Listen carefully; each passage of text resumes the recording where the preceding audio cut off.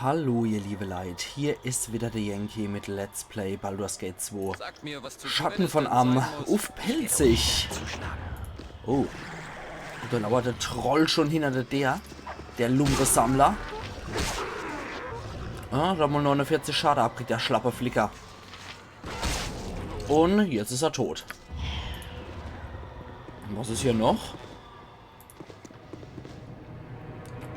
Jo. Ihr berührt die Kugel, das Mosaik in der Mitte des Raumes verändert sich. Vielleicht muss das Mosaik stabilisieren. Oder sich draufstellen. Vielleicht muss man. Okay. Dasselbe auch. Dasselbe. Okay, dann drehen wir es doch noch einmal. Vielleicht ist die Reihenfolge. Vielleicht brauche ich alle Leute dafür. So, dann waschelt ihr doch mal drauf aufs Mosaik auf dem Boden. Und... Oh, ihr berührt die Kugel und der Raum füllt sich mit Energie. Okay. Der Raum füllt sich mit Energie. Ah, Corgi geheilt. Vielleicht auch funktionieren für Abdel Adrian. Ja, auch funktionieren für Abdel Adrian. Sehr schön. Noch einmal. Okay, was passiert hier? Ui, jetzt sind wir gehastet und ich glaube, das macht was Negatives, ne? Ja, das war sowas Reizendes wie Blitzstrahl. Ups. Oh, ich habe Bodhi erwischt. Jetzt habe ich eigentlich schon die ganze Überraschung weggenommen. Verdammt nochmal. Oh, ich habe einen Blitzstrahl gewirkt und das sollte eigentlich uns hier so zack, zack, zack, zack, zack erledigen. Und das ist dann hier rausgeflitzt und hat tatsächlich Bodhi erwischt, die hier auf uns lauert. Überraschung, ne? Überraschung und so. Hi, Bodhi. Das Ende der Jagd steht hier und jetzt bevor. Und sie hat noch einen Vampir mitgebracht. Okay. Ihr habt gesagt, ich hätte die Chance zu entkommen. Also das war ja gebettelt. Ich habe erwartet, dass ihr kommt. Ihr werdet Närrin, wenn ihr mich Irenikos erreichen lassen täten. Ich bin früh dran, aber ich konnte es nicht ertragen, euch gehen zu sehen. Ihr wart unterhaltsam, aber das Spiel ist vorbei. Ein letztes Mal sollen sich unsere Wege im Blute treffen. Ja, hätte ich wohl gern. Der Zorn übermannt euch und ihr fühlt, wie ihr die Kontrolle über das verlockende Böse in euch verliert. Ihr verwandelt euch in den Schlechter. Das ist ein Avatar von Baal. Das ist... Ein Geschöpf aus reinem Tod und dunkelstem Schatten. Kind des Baal, was ist aus euch geworden? ein Avatar von einem toten Gott. Hinfort! Irenikos muss davon wissen. Wir werden aus der Ferne beobachten. Ja, das ist wohl geschickter für dich, weil, das willst du nicht wirklich sehen. Das ist Ups, geh aber weg. Ein normaler Vampir, ein namenloser. Den machen wir auch noch Platz, der namenlose Vampir. Aber Abdel Adrian haben wir jetzt auch wieder unter Kontrolle. So, einigermaßen. Nee, der Vampir haut auch ab. Okay, Abdel Adrian. Ja, so sieht er jetzt aus. Der Schlechter. Ne? Das ist der Avatar von Baal. Ups, los bitte Edwin in Ruhe. Okay, die Werte sind immer noch normal. Und jetzt ist er wieder er selber. Kurz darauf beruhigt sich euer Puls. Verstand und Körper sind wieder unter Kontrolle. Euer Verstand ist für kurze Zeit ins Taumeln geraten und die Essenz Baals war zur Stelle, um daraus ihren Nutzen zu ziehen. Leere, wo einst die Seele von mörderischer Raserei übermannt wurde, das Zeichen einer Gottheit, die nicht mehr existiert. Es war sinnlos und schrecklich anzuschauen. Die Wirkung des Gifts, das Baal euch verabreichte, ist bei euch eine andere als bei Imon, weil es mit eurer Willenskraft eine Verbindung eingegangen ist. Ihr werdet euch schließlich selbst verlieren, wenn es euch nicht gelingt, eure gestohlene Seele wiederherzustellen. Ein Schicksal, so sagt man, das schlimmer sei als der Tod, doch dazu eines, das eure Gefährten nicht verborgen geblieben ist. Wie Tier! So Macht habe ich noch nie gesehen, Abdel Adrian, was für eine Art von Wesen, eine Baal-Erscheinung, ein Überbleibsel von seinem Avatar. Das muss es sein, Abdel Adrian. Ihr seid zum Wesen reinen Mordeswoche. Ja, schön, dass es dir aufgefallen ist. Und schön, dass das im Halbling passiert, wie ich finde. Ach ja. Hier gibt's noch was. Hier kommen wir aus dem Stockwerk auch wieder raus. Ihre Statue fehlen ihr Hörner. Jetzt wissen wir, wozu die Minotaurus-Statue da ist. Und da ist noch ein schöner großer Bereich. Aber ich wollte erstmal das hier machen. Damit wir uns so drum hier jetzt schon kümmern können.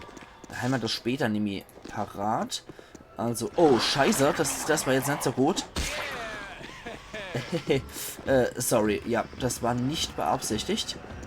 Corgi, warte doch mal an der Türschwelle auf unseren Gast. Und das war's. So, dann würde ich sagen, hier machen wir einen, ich will einen Quicksave machen. So. Gut, weiter geht's. Ich bin dabei. Und du müsst jetzt ein Gauth, glaube ich, stehen, wenn mich nicht alles täuscht. Ja, ein Gauthi-Line. Deswegen möchte ich denn gern...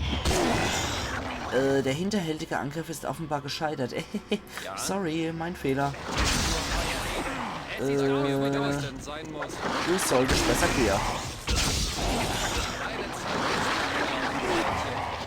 Und drauf aufs Gauthi-Line. So, Gauthi-Line ist tot. Und Abdel Adrian, kriech fort, du kleiner Halbling.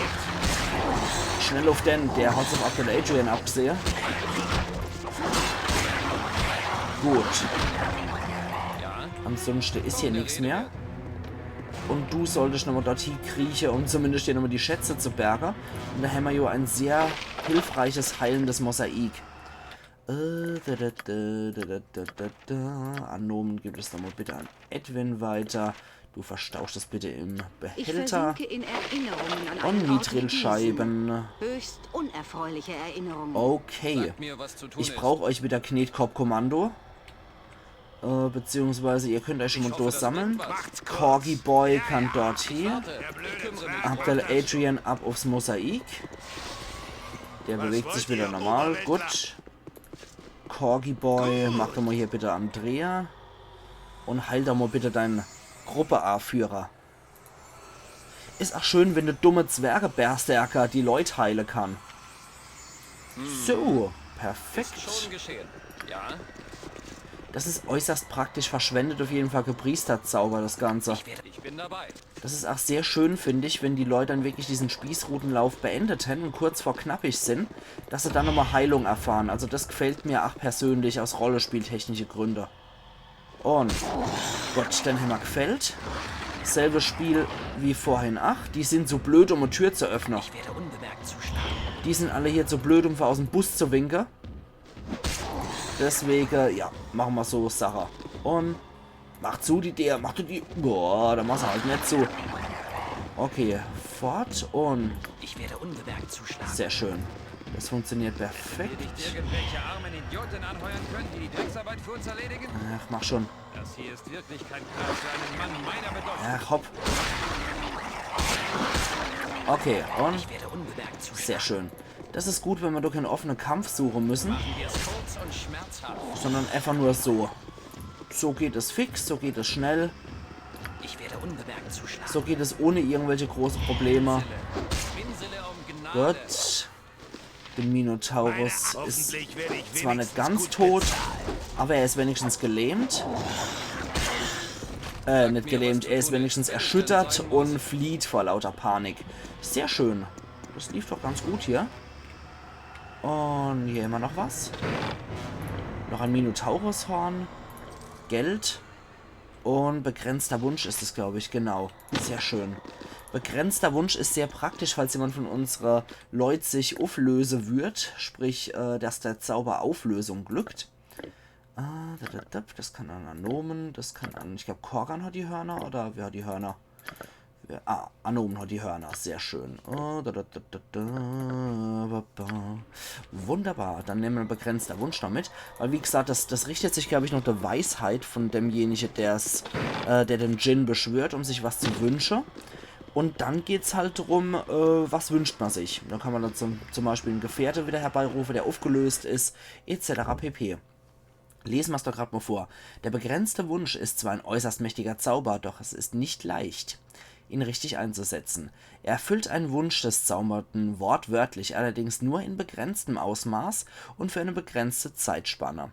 Die Vergangenheit, Gegenwart und Zukunft kann normalerweise nur in Bezug auf den Magier selbst verändert werden. Außer der Wunsch ist sehr gut formuliert und nur in einem begrenzten Umfang. Der Einsatz eines begrenzten Wunsches kann die existierende Realität nicht nachhaltig verändern. Beispielsweise könnte der Zauber dem Magier verlorene Trefferpunkte zurückbringen. Selbstsüchtige Wünsche enden normalerweise mit einer Katastrophe für den Wünschenden. Je höher die Weisheit des Magiers, desto größer ist die Chance, dass er den Wunsch richtig formuliert. Magier mit niedriger Weisheit werden meistens katastrophale Ergebnisse erzielen, wenn sie einen Wunsch aussprechen. Und bei Edwin ist das eine Katastrophe. Die ist vorprogrammiert bei einer Weisheit von 10. Ich mag es euch einfach mal vorführen. Warte mal. Und ich mag es euch einfach mal präsentieren, wie der Zauber so funktionieren kann. Gucken wir doch gerade mal. Besseres zu tun, als mich zu belästigen? Nö, gerade nicht. Wirkt doch mal den Zauber. Und da Edwin ein Weisheitsanalphabet und Idiot ist, passiert hier Folgendes. Ein Dao-Djinn. Ich bin derjenige, der über den euer Wunsch erfüllt wird. Ihr könnt entweder einen Wunsch äußern, den ich wiederholen kann, oder ihr äußert einen Wunsch, der sich nachher einmal erfüllt. Entscheiden euch. Was Einmaliges. Trefft eine kluge Wahl, weil ich jede von den Aufgaben nur ein einziges Mal ausführen kann. Ich wünsche mir mehr Erfahrung, ich wünsche mir ein Abenteuer, wie ich es noch nie erlebt habe. Ach du Scheiße. Ich wünsche mir alles zu sein, was ich will. Ich will im Moment gar keinen Wunsch erfüllt haben. Eigentlich möchte ich doch lieber einen wiederholbaren Wunsch. Ich will reich sein. Ich wünsche mir mehr Erfahrung. Ich wünsche mir auf alles vorbereitet zu sein. Da kriegt man wahrscheinlich ein Dolch in die Hand gedrückt und so, bitteschön, pass auf dich auf. Ich wünsche mir alles zu sein, was ich will. Wäre ich wahrscheinlich in eine Ratte verwandelt oder sowas. Ich wünsche mir ein Abenteuer, wie ich es noch nie erlebt habe. Da wäre ich wahrscheinlich eingesperrt und da, herzlichen Glückwunsch, fast so rauszukommen. Es gibt ja den Zauber Einkerkerung. Das ist, glaube ich, ein Grad 9 Zauber.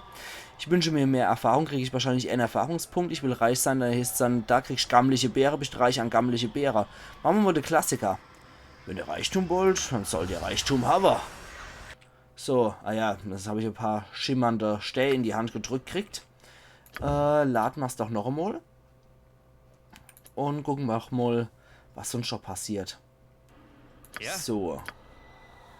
Also Reichtum ist hier wirklich ziemlich schäbig formuliert. Ein paar Edelstähle, die man für insgesamt 500 Goldstücke oder was verkaufen kann. So. Ein einmaliger. Ich wünsche mir mehr Erfahrung. Kichert, kämpft. Kämpfen gut und ihr werdet Erfahrungssammler. Was ist dann das? Ein Molochaut-Golem? Ein Sandgolem? Ein Sandgolem, ein Molochaut-Golem und ein Adamantit-Golem. Ach du Scheiße. Ich hoffe, das Alle Dohiflier. Schnell. Ihr Idioten. Und nach meinetwegen. Also Edwin kämpft schon mal nicht gut, denn hat's zerschmettert. Okay, das ist dann mit Erfahrung und so. Also ihr seht, was ich meine, ne? Das ist ja ziemlich eindeutig gewesen gerade. Von daher, wir können getrost hier das Ding wieder weg und das wegpacken, wo es hingehört. Also ihr könnt euch vorstellen, wie hier Wünsche ausgehen. Die Wünsche müssen halt wirklich sehr präzise formuliert sein. Und wenn der Magier auch wirklich über hohe Weisheit verfügt, dann ist das normalerweise auch kein Thema. Dann sind die Wünsche so formuliert, dass du auch wirklich Erfahrungspunkte kriegst, ohne dass du dann vor 20 Golems stehst. Und so ein einzelner Adamantit-Golem, den würde ich jetzt wirklich ohne zu übertreiben als 20 normale Golems hinstellen. Der ist schon ziemlich mächtig. Upsala. Glücklicherweise nur so auf die Truppe. Und nichts Ernsthaftes. Es sind nur ein paar popliche Yuan-Ti. Und Vikonia Matamoloth denn. Da kann sich Korka nämlich um den Magier kümmern.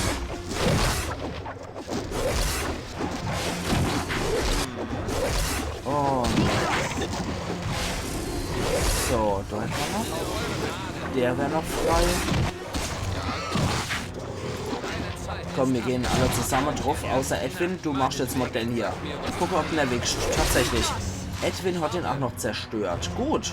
Ist schon geschehen. Okay. Ein Djinn muss dann hier sein. Wir erkennen es am Porträt wieder. Das will ich ja erst schon mal speichern. Ich werde unbemerkt zuschlagen. Hier. Oh, da kommt er schon rausgestürmt, der Djinn. Und er attackiert Vikonia. Okay, Djinn sind ja die Luftgeister. Ein adeliger Djinn. Oha, sein Hochwohlgeboren. Der bringt uns 10.000 Erfahrungspunkte und einen Himmelstropfen. Herzlichen Glückwunsch. Ja, ansonsten die Feuerelementargeister, das wären die sogenannte Ifriten. Dann die Wasserelementargeister wären die Mariden. Und die, das muss wohl ein Geistertroll oder sowas sein. Und die Erdelementargeister, das wären die Shaitan. So. Ein Katana. So. Malaka +2. Diese schlanke, elegante Katana strahlt starke Magie aus, wenn man es in den Händen dreht. Malaka, auch unter dem Namen Duellstahl bekannt, wurde von einem nicht gerade ehrenhaften Samurai bei Duellen gegen andere Samurai eingesetzt. Es wirkt fast so, als ob die Waffe beseelt wäre, wenn sie durch die Luft wirbelt und die Schläge anderer Klingenwaffe abwehrt. Die Waffe stellt für einen Krieger, der sowohl auf hohe Angriffsstärke als auch auf seine Verteidigung Wert legt, eine ideale Ausrüstung dar. -2 RK gegen Klingenwaffen gibt es noch und 1W10 +2. Aber ich würde eher sagen, das ist was für den Sack. Und Ich warte. Ich werde Kaum der Rede wert. da ist noch ein Gedankenschindrian, und zwar ein fieser Ulitarit. Mit 43 Schadenspunkte ist er erst verletzt. Und er versucht gerade an Abdel Adrian zu zuzeln. Und er hat nur noch Intelligenz von 8.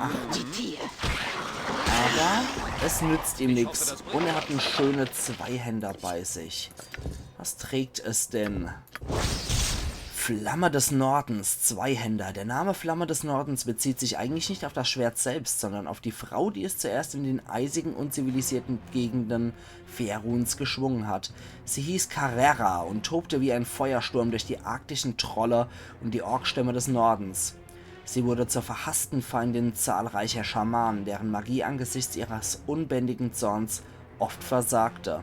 Sie verbrachte ihr ganzes Leben damit, wilde Kämpfe auszutragen und starb schließlich an Altersschwäche. Ziemlich unnatürlich für einen Krieger oder Barbarin.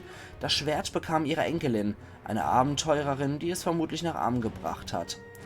Träger erhält 10% Magieresistenz, Schaden 1W10 +2, +4 gegen chaotisch böse Feinde. Das ist natürlich sehr, sehr praktisch, das Ding. Ich glaube, das ist sogar noch schicker als Lilakor. Lilakor ist eigentlich auch so ein Fall für den Beutel. Aber da Korga nicht so auf Zweihänder spezialisiert ist, ist es etwas schade drum.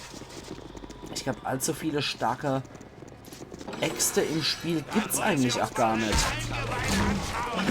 Dann machen wir noch unseren Koloss von Rhodos fertig. Das ist aber ein hässliches, ekelhaftes Getier. Und steckt Ei ohne Ende. 10.000 hat er gebraucht. Muss wohl ein ganz alter Erdkoloss gewesen sein, der schon fast aus Stein besteht. Oh, natürlich Wolfwehre sind hier auch. Und kein höherer Wolfwehr ist bei euch. Das ist aber dumm für euch. Weil ihr als normale Wolfwehre, ihr seid doch etwas zu schwach für uns hier. Popliche Standardgegner, die 1400 Erfahrungspunkte bringen. So ist jeder Troll genauso, aber Trolle fallen schwerer. Sagt mir, was zu tun. Ich werde Ich glaube, da oben ist ein Golem. Ja, hier sind auch noch Golems drin. Ein Stein, ein Schweingolem. So, dann machen wir diesen Schweingolem auch noch platt. Ja, wusste ich doch noch richtig, dass hier Golems sind. Vicky, heil dich doch mal.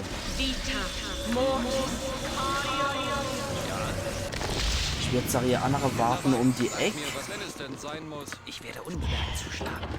Und der Chef geht vor. Und findet hier erstmal nichts. Okay. Dann gucken wir noch Faller. Und bestenfalls noch Beute. Und finden wieder 3 Mithril-Scheibe. Und hier und wir finden den Zauber-Irrgarten. Das ist auch sehr geil. Richtet sich dann, also es ist ein Labyrinth und es richtet sich noch die Intelligenz vom Opfer. Und dann ist man halt wenigstens 1 bis 4 Runden, also 1 bis 4 Runden in einem Irrgarten drin. Also es kann schon nützen, vor allem bei ganz besonders große Dummköpfe hier. Moment, gucken wir gerade mal, wer ist dann der dümmste Hund hier? Korgan, nett. Tatsächlich ist Anomen der dümmste Hund hier im Stall. Okay, Anomen ist der dümmste Hund in Zwinger und der wäre 4 wie 4 Runden, also bis zu 16 Runden wäre der außer Gefecht für einen Kampf. Okeli-dokeli, dann ein Diamant. Irrgarten. Den kennt er jetzt. Ach, perfekt. Das ist nämlich ein sehr, sehr praktischer Zauber. Auf den hätte ich sehr ungern verzichtet. Stufe 9 Zauber, die kommen, glaube ich, erst bei Thron des Baal richtig. Weil in Baldur's Gate 2 kommt man gar nicht, glaube ich, dazu, als Magier wirklich Grad 9 Zauber anzuwenden. Ich glaube wirklich, dass die Stufe einfach nicht hoch genug ist. Man kommt von der Stufe her erst gar nicht hoch genug für Grad 9 Zauber. Das sind wieder jede Menge Goalies. Ein Lehmgolem. Warte mal. Was ist dann da noch drin? Nur Lehm und Stein oder ist da noch was anderes drin? Lehm, Lehm, Lehm. Okay. Na dann. Türmt euch auf in Richtung Golems. Und dann gehen wir mal an das Ding dran. Das ist verschlossen. Und drin sind 4 Mithrilscheiben, ein Sternsaphir und eine Kurzbogensehne. Wir erinnern uns, wir haben einen Kurzbogenschaft, ohne dass was dran ist. Und das können wir nicht identifizieren. Klasse. Auf jeden Fall gehört es zur Gesens Kurzbogen. Somit können wir uns den legendären Kurzbogen von Gesen zusammenbasteln, der ach wie der Bogen hier keine Munition braucht und immer Blitzstrahle schießt. Äußerst praktisches Ding, wenn jemand auf Kurzbogen geskillt hat. Also wirklich ein unglaublich praktisches Teil. Ja, sehr schön. Edwin hat 17 Schadenspunkte verursacht und unseren Gerechtigkeitsversiegen hat 24 verursacht. Nicht verkehrt. Das waren schwache Golems. 5000 Erfahrungspunkte haben die nur gebraucht. Alle 3, ne? Ich glaube alle 3, ja. Das ist ein ziemlich gammeliges Pack. Also keine besonders starke Golems. Und jetzt haben wir hier auch noch was. So. Da möchte ich auf jeden Fall auch nochmal vorher speichern vor der Maschine. Denn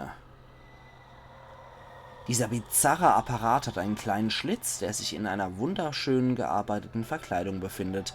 Auf einer alten Tafel, die beiläufig in einen Ritz der Maschine gesteckt wurde, steht eine Nachricht. Die Nachricht lautet: Meister, eure Stiefel sind ordentlich rekambobuliert. Ich habe die Sohlen destinktifiziert. Es war eine entzückende Erfahrung, meine Hand mit einer solchen Aufgabe betraut haben zu dürfen. Ihr seid mein Herr. Ein Mann von ausgewählter Tapferkeit. Diese Schmeicheleien gehen dann einige Zeit so weiter. Das Münzsystem wurde nach euren genauen Spezifikationen eingestellt. Die Maschine wird qualitativ hochwertiges Schuhwerk ausgeben, sobald eine Mithril-Münze in den Schlitz geworfen wird. Verstohlenst Groffinet, euer Spaßvogel. Die Maschine kann aktiviert werden, indem ihr eine entsprechende Anzahl von Münzen in den Schlitz steckt. Um die Maschine zu benutzen, müsst ihr über genügend Münzen verfügen. Was wollt ihr machen? 15 Münzen in den Schlitz stecken. Mit einem seichten Ping gibt die Maschine ein paar Stiefel aus. Und was gibt's? Wer hat so die Stiefel? Sie hat sie perfekt. Es sind 7 Meilenstiefel, die wir hier nochmal kriegen können. Perfekt. Das haben wir ja schon bei Korgan. Der hat ja schon so Dinger. Abdel Adrian könnte sich so Dinger jetzt 8 zulegen. Leise bewegen und im Schatten verstecken plus 15%, ja, was hat man?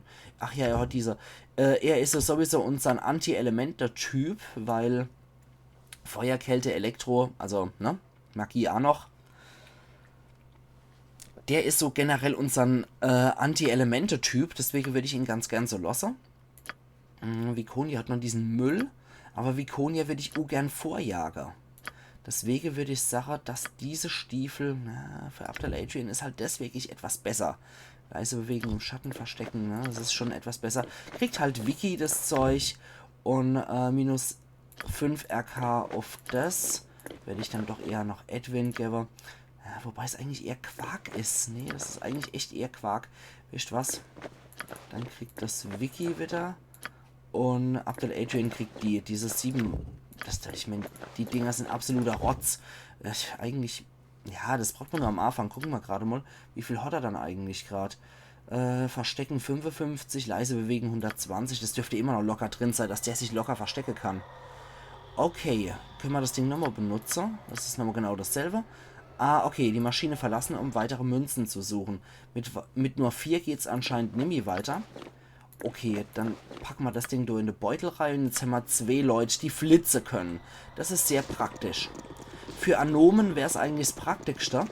Aber Anomen möchte ich eigentlich als unseren Elementen-Trotzen-Typ dabei haben. Weil, ja, Anomen kann es halt einfach, muss man dazu sagen. Es ist halt einfach so. Das ist halt das. So, und ich würde sagen, wir heilen uns jetzt nochmal alle, die verletzt sind. Hustern, ich werde eurer Stärke folgen. Dann geht doch erstmal die Vicky dort hier. Und Abdel Adrian geht dort hier. Ja, wie gesagt, es kann auch für die Schurke nicht schlecht sein, wenn der hier den hier macht und dann mit ein paar Angriffe drauf klatscht. Das ist definitiv nicht schlecht. Klar, für die Kleriker ist es bestimmt auch ganz cool, aber für Krieger sind die 7-Meilen-Stiefel eigentlich echt am besten. So, dann heilen wir die nochmal 2 Mal. Dann können wir unseren Ede draufstellen und Korkan. Eigentlich können wir es bei allem machen. Der ist, glaube ich, noch ganz. Ja, der hat noch alle. Dann noch Abdel Adrian drauf und dann machen wir Anomen. Okay. Das trifft echt immer nur Anna. Okay, dann bei Edwin 2 Mal. Und wen trifft's jetzt? Korkan. Machen wir 3 Mal, weil es Korkan ist. Er ist immer noch leicht verletzt. Was ist nun los? So. Jetzt ist auch der wieder voll geheilt. Und jetzt noch Abdel Adrian 3 Mal. Und... ja, komm. Deine 2 Trefferpunkte, du sollst dann dran scheitern. Dann gehen wir noch dort hier und führen hier noch die Hörner vom Taurus-Ei und dann haben wir es eigentlich. Diese Dinger können jetzt eigentlich nur noch als Souvenir in die Beutelreihe. Ich glaube, da passt jetzt auch wieder etwas mehr rein, kann das sein? Kann das sein, dass es sich von Level zu Level etwas mehr ausbreitet? Bin ich mir echt nicht so sicher, ob das nicht der Fall ist. Dass da von Level zu Level einfach ein bisschen mehr Kapazität drin steckt. Naja, so what? Dann packen wir das Zeug halt auch mal da hier. Zack, zack. Ja, tatsächlich. Er hat auf einmal mehr Kapazität, wie es scheint. So, dann können wir auch noch reinpacken. Dann dürften wir jetzt die greifbare Sache so parat haben, die wir brauchen. Das passt soweit. Wobei, wir können auch genauso gut das Ding hier rein. Die brauchen wir nicht mehr. Den können wir auch rein. Der mattrosa Ionenstein, das ist sowieso Käse. Und die will ich erstmal identifiziert haben, bevor es so weitergeht. So, genau. Das braucht noch seine Statue. Eine Tür wurde geöffnet. 29.500 Erfahrungspunkte gibt es für jeden. Und Corgi kriegt noch ein Level over drauf als Berserker. Stufe 17 ist er jetzt. Rettungswürfe, Zauberstäbe, Verwandlung und Zauber um 1 reduziert. Die ETW 0 Anom um 1 reduziert. Und 3 Trefferpunkte oder mehr. Und eine Sagenkunde um 1 erhöht. Perfekt.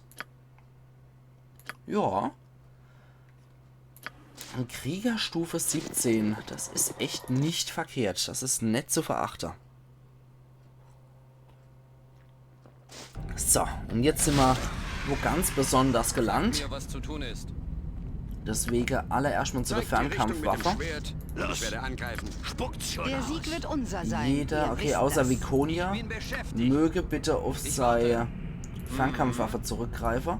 Und da sind Goblins, die uns attackieren. Ich höre euch best für Ruhm und Ah ne, Ehre. du hier. Vikonia auf den, weil du den auf dem Boden angreifen kannst und du auf den hier. Okay. Gut. Das hat sich ja relativ fix erledigt. Ah, da ist noch so einer. Zack. Eine Erscheinung kommt. Hier beginnt die Prüfung von Wahnsinn, Zurechnungsfähigkeit und Klarheit. Mit Unsinn konfrontiert. Wie wenn er dann vorgehe. wollt mich prüfen, aber der Ort ist jetzt verlassen, die Erbauer sind tot. Die abgemachte Vorgehensweise werden eingehalten, unabhängig von Zeit oder Umständen. So geht's hier zu, Proteste sind zwecklos. Der Bereich arbeitet für sich, sodass es der Erbauern möglich ist, um sicherer Entfernung zuzuschauen. Ihr seid hier und es gibt keinen anderen Weg raus. Fügt euch oder sterbt. Ihr seid geistig gesund genug, um das zu verstehen. Erlaub, als der Wahnsinn gelockt hat, was habt ihr geantwortet? Jetzt kommt die Beurteilung, wenn wir über eure Befähigung fürs Leben draußen entscheiden.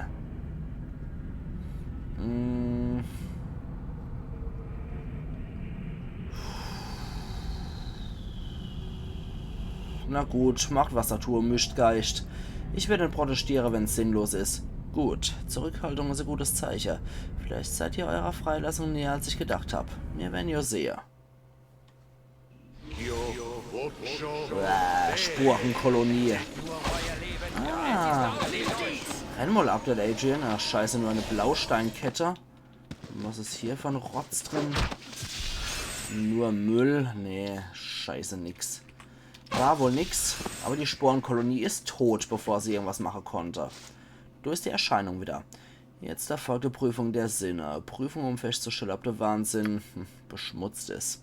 Es war der Wald, in dem ich es bekam, also habe ich mich hingesetzt, um es zu suchen. Ich habe es nicht gefunden, egal wie sehr ich gesucht habe, also habe ich es mit heimgenommen. Was ist es?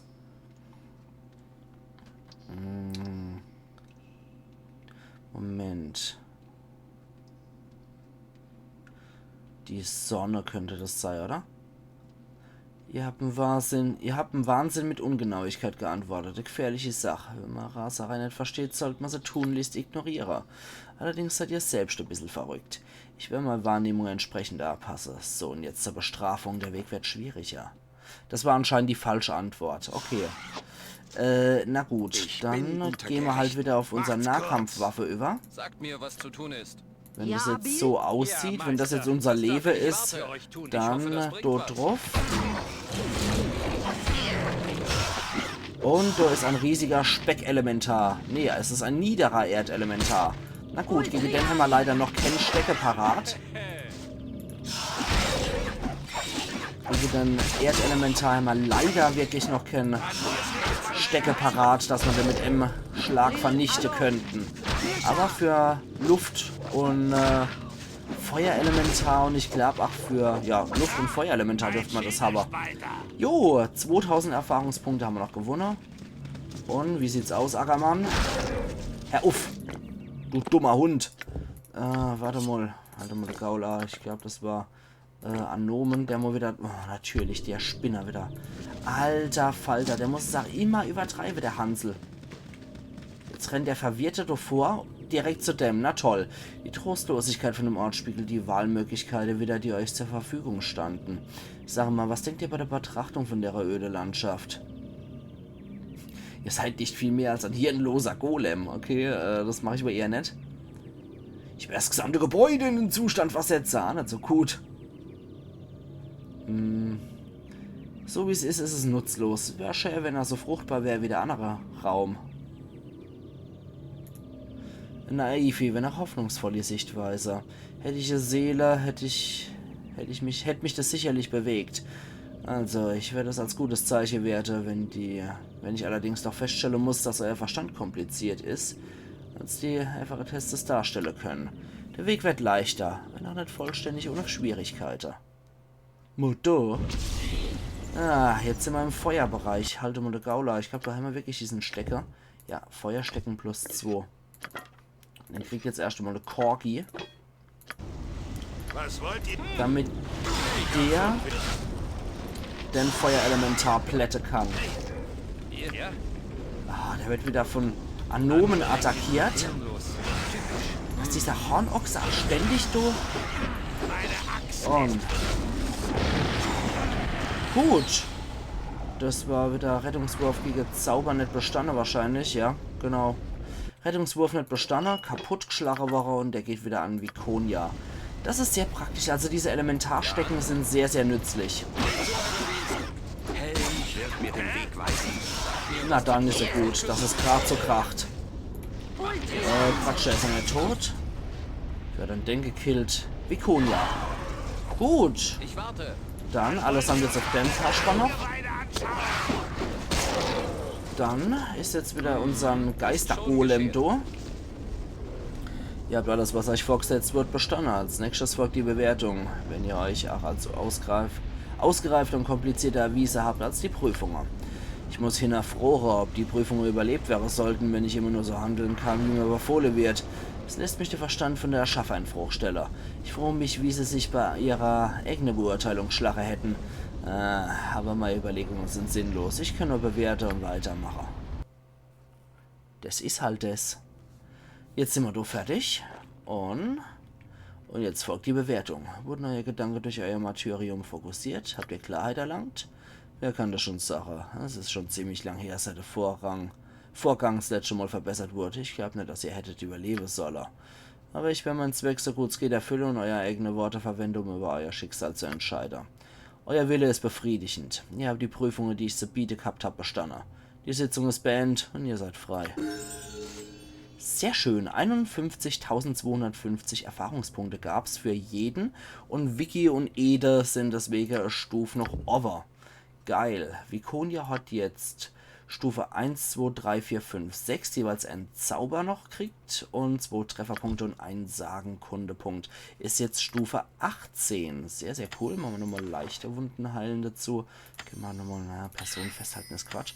Machen wir nochmal göttliche, wobei das 8 Käse ist. Aber sowas nochmal mit rein. Von mittelschwere Wunden heilen kann man nie genug haben. Genauso wenig wie von schwere Wunden heilen. Und kritische Wunden heilen ist auch nicht verkehrt. Und hier könnten wir Klingebarriere reinpacken. Wobei so ein falscher Sonnenaufgang, das hat sie auch schon. Okay. Ja, dann machen wir doch eine Klingenbarriere. Und hier lassen wir es doch erstmal, wie es ist. Und was darf es jetzt sein? Ja, du darfst jetzt endlich mal Beschwörer Stufe 15 sein. Und 4 und 5 gibt es auch als Magierzauber. Sowie N. Gierige Trefferpunkt. Schade. Ausgerechnet diese Stufe 4 Sache. Machen wir doch die Geisterrüstung rein. Stufe 5, da können wir noch. Todeswolke könnten wir theoretisch noch rein. Wir machen Beherrschung rein. Und ja, der Rest ergibt sich. Okay, ja, da würde ich aber auch sagen, ihr liebe Leute, ich mache an der Stelle wieder meinen Cut. Und wir sehen uns morgen wieder zu Let's Play Baldur's Gate 2 Schatten von Arm auf Pelzig.